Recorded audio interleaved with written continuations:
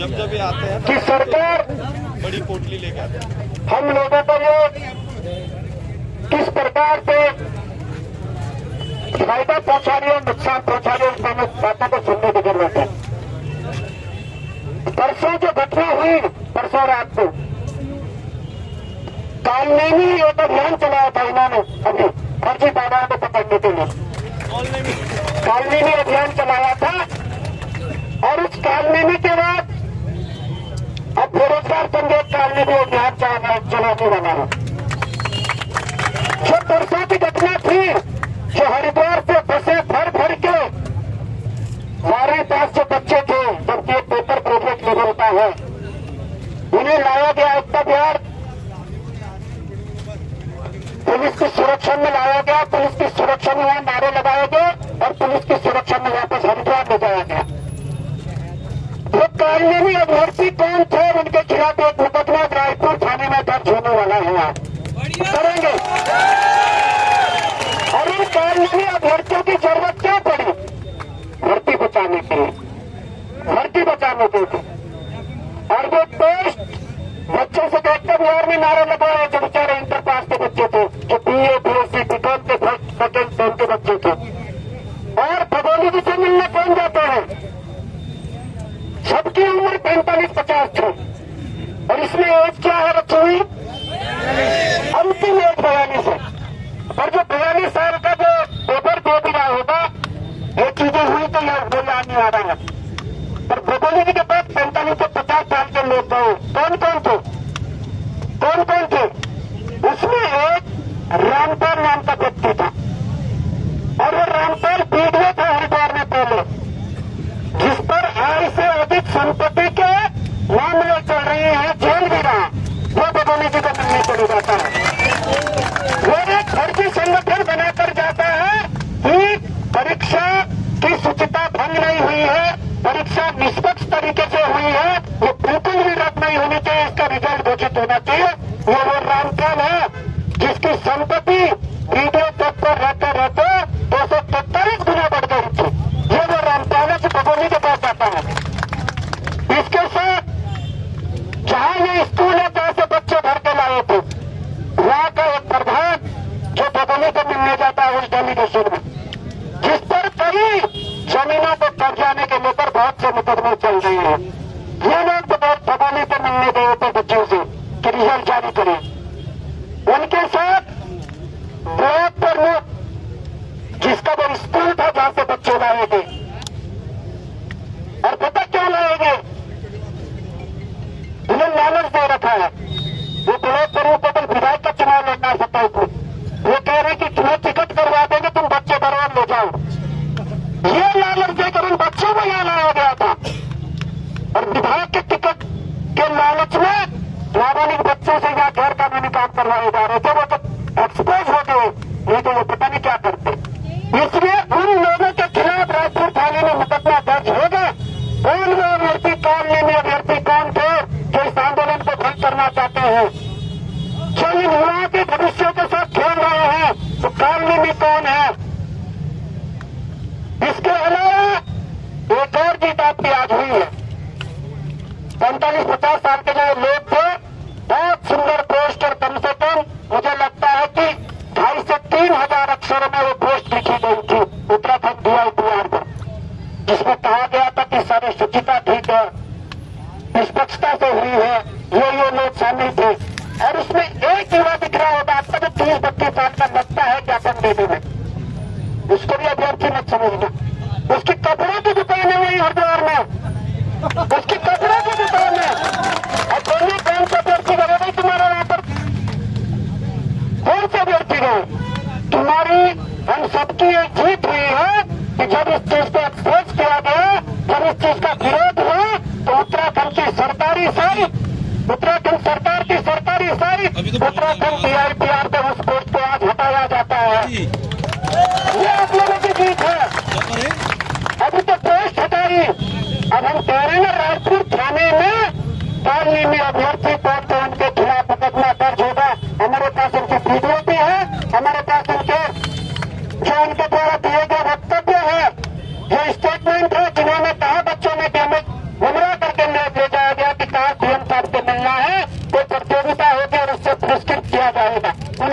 Segment है। इतना षड्यंत्र इसलिए हो रहा है कि कहीं न कहीं इस आंदोलन को खत्म किया जा सके, युवाओं को तोड़ा जा सके। आप लोग सोशल मीडिया चला रहे हो, कर्ण प्रयाग में कितनी बड़ी तादाद में कल युवाओं ने आक्रोश रैली निकाली, उत्तर काशी के चिन्याली में कल कितनी बड़ी संख्या में युवाओं ने आक्रोश रैली निकाली और उन्होंने मैसेज भिजवाया कि जिस दिन देहरादून का प्लान होगा बता देना, हम अपने संसाधनों से देहरादून पहुंचेंगे और बच्चे घर घर पर देहरादून पहुंचेंगे। सर विकास नगर में कितनी बड़ी तादाद में युवाओं के द्वारा पुतला दहन किया गया, कितनी बड़ी संख्या थी। कल श्रीनगर के अंदर कितनी बड़ी संख्या में युवाओं ने विरोध प्रकट किया। आज पिथौरागढ़ में कितनी बड़ी संख्या में युवाओं ने विरोध प्रकट किया। परसों चंपावत में कितनी बड़ी संख्या में युवाओं ने विरोध प्रकट किया। और ऐसे ऐसे प्रदेश के तमाम जिला और ब्लॉकों में अलग अलग जगह पर जो ये आग जली हुई है, इसका कारण है कि आप यहाँ पर बैठे हैं, इस कारण चिंगारियां जा रखी है। और आज 25 तारीख को हल्द्वानी के बुद्ध पार्क में आप लोगों ने अगर सुबह लाइव देखा, मैंने शेयर किया था, बहुत बड़ी तादाद में, इससे भी ज्यादा संख्या है, युवा एकत्रित हुए और उन्होंने वहां पर भूख हड़ताल शुरू कर दी है सीनियर जांच के लिए परीक्षा निरस्त करने के लिए। हम जीत से बहुत ज्यादा दूर नहीं है, बस हमारे जो हौसले हैं उसे कम नहीं होने देना है, उन हौसलों को बुलंद रखना है।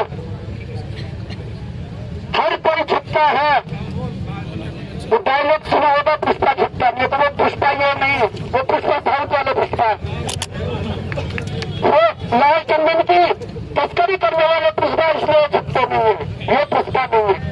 झुकते सभी है, झुकाने वाले चाहिए, झुकते सभी है,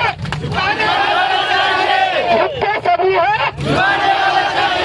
तो साथियों स्वयं रखना है। अगर हम पहले दिन यहाँ से पूछ करते कहीं बैरिकेडिंग लगा होता, बैरिकेडिंग पे 1 घंटा 2 घंटा 3 घंटा बैठते गिरफ्तारी होती और कई जंगलों में छोड़ दिया जाता।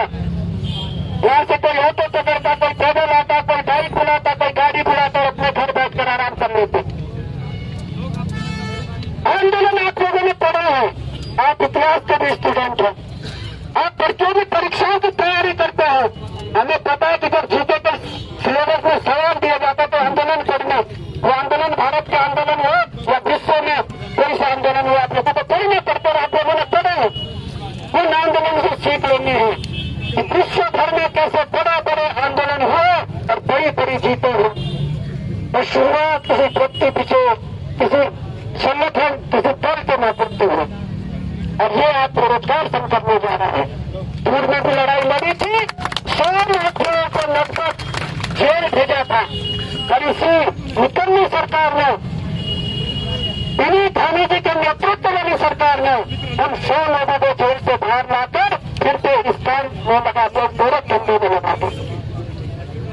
आज इस महिला पर मुकदमा करा गया जिसने यह बताया कि तुम्हारा हाकम सिंह परीक्षा को 1 दिन पहले जेल चला गया और इस प्रदेश में तुम जिसका नारा लगाते हो कि नकल रोधी कानून है, वो नकल रोधी कानून भी था, फिर उसके बाद भी परीक्षा लीक होती है। उस महिला ने ये आभास कराया, ये बताया।